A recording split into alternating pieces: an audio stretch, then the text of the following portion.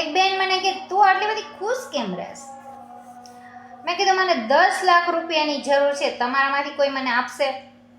હાલો એટલી મૂડી હાજર નથી તો મને મકાન ઉપર કે જમીન ઉપર લોન લેવા દેશો વાલા? નહીં આપ. તો પછી મારે વિચારું શું કામે જોઈ કે ગામ શું કહેશે, ફલાણા શું કહેશે, ઢીકડા શું કહેશે? ભાઈ મારી પ્રોબ્લેમ છે, મારે સોલ્વ કરવાની છે ને, તમારે ગામ વિશે વિચારવાનું જ નથી. તો આ વાત તમે જેટલી સમજી જાઓ ને વાલા, એટલું તમારા માટે સારું છે.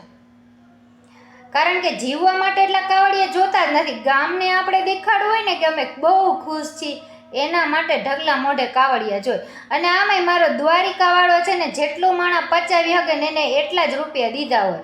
એટલે એને જે આપણને ગમે તે પરિસ્થિતિ છે, દુઃખ એટલું જ આપે છે જેટલું આપણે સહન કરી શકીએ, અને રૂપિયા એટલા જ આપે જેટલી આપણી જરૂરિયાત છે. એટલે આપણે ખુશ જ રહેવું જોઈએ. તમારું શું કહેવું? હલો.